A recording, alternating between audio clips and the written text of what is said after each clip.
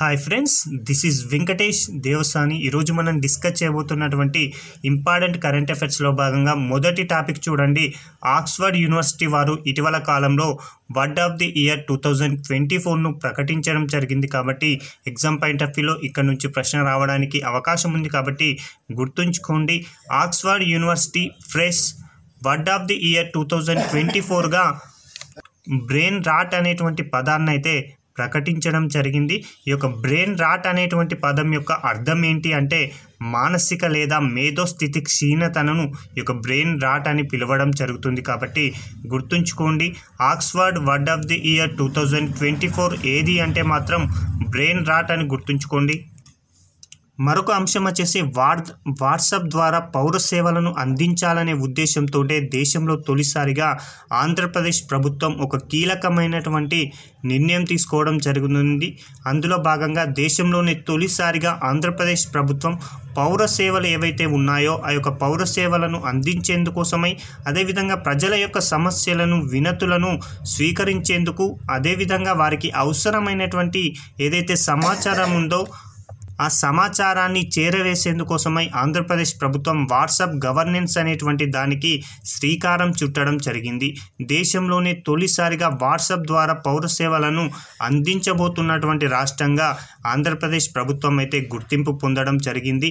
అయితే తొలి దశలో ఈ యొక్క వాట్సాప్ ద్వారా ఏకంగా 153 రకాల సేవలను అయితే పౌరులకి అందించబోతుంది ఆంధ్రప్రదేశ్ ప్రభుత్వం. కాబట్టి గుర్తుంచుకోండి, దేశంలో తొలిసారిగా ఏ ప్రభుత్వం పౌర సేవలను అందించేందుకు వాట్సాప్ అనేటువంటి గవర్నెన్స్కి శ్రీకారం చుట్టింది అంటే ఆంధ్రప్రదేశ్ ప్రభుత్వం అని గుర్తుంచుకుంటే సరిపోతుంది.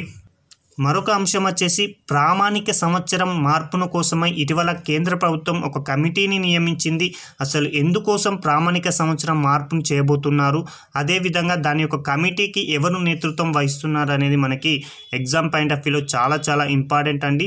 నేషనల్ అకౌంట్స్ లేదా స్థూల దేశీయోత్పత్తి లేదా జీడిపిని లెక్క కట్టేందుకోసమై మనం ప్రస్తుతం అయితే ప్రామాణిక సంవత్సరం ఆధారంగా లెక్కిస్తున్నాం. అయితే ప్రస్తుతం అనుసరిస్తున్నటువంటి ప్రామాణిక సంవత్సరం ఏది అంటే మాత్రం 2011-12 బేసియన్ అయితే ప్రస్తుతం అయితే ఉపయోగిస్తున్నాం. అయితే ఈ యొక్క 2011-12 నుంచి 2022-23కి మార్చాలి, కొత్త ఆధార సంవత్సరం లేదా ప్రామాణిక సంవత్సరాన్ని మార్చాలని ప్రభుత్వం అయితే నిర్ణయం తీసుకోవడం జరిగింది. అయితే సవరించినటువంటి సంవత్సరానికి అనుగుణంగా ఈ యొక్క నేషనల్ అకౌంట్ స్టాటిస్టిక్స్ వారు ఈ యొక్క లెక్కింపు విధానం పైన తీసుకోవాల్సినటువంటి సూచనలను ఇచ్చేందుకోసమై బిశ్వాంత్ గోల్డర్ నేతృత్వంలో 26 మంది సభ్యులతో ఒక కమిటీని అయితే నియమించిందండి. చాలా ఇంపార్టెంట్.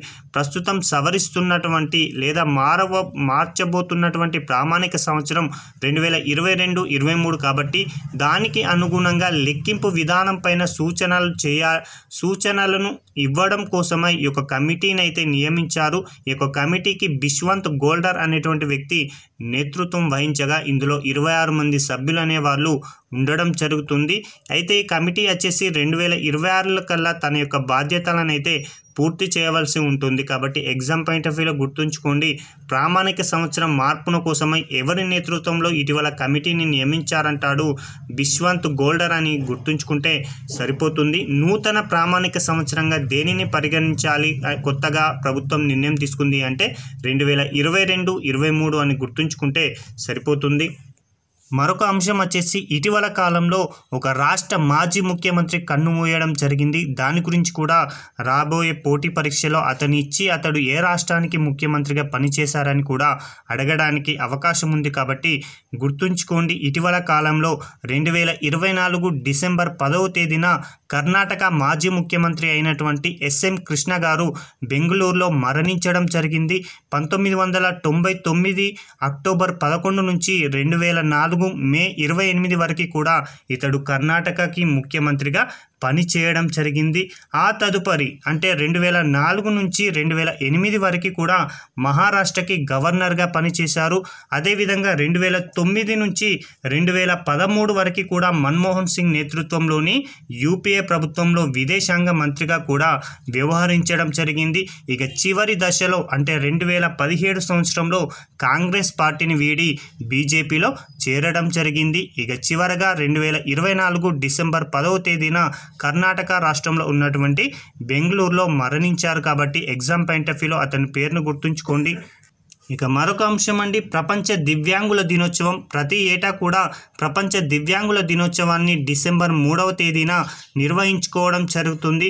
అందులో భాగంగా 2024 సంవత్సరంలో నిర్వహించినటువంటి ప్రపంచ దివ్యాంగుల దినోత్సవం యొక్క ఇతివృత్తం లేదా థీమ్ వచ్చేసి ఏంటి అంటే amplifying the leadership of persons with disabilities for an inclusive and sustainable future అనేటువంటి ఒక ప్రత్యేకమైనటువంటి ఇతివృత్తాన్ని అయితే ఎంచుకోవడం జరిగింది. కాబట్టి గుర్తుంచుకోండి, ప్రపంచ దివ్యాంగుల దినోత్సవం ఎప్పుడు అంటే డిసెంబర్ 3 అండి. అదేవిధంగా దాని యొక్క థీమును కూడా గుర్తుంచుకోండి.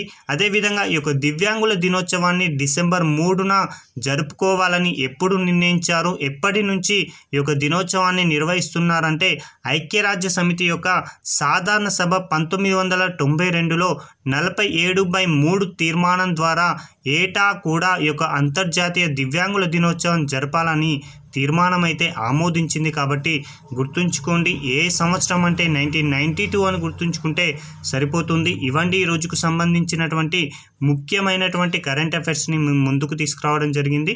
Thank you.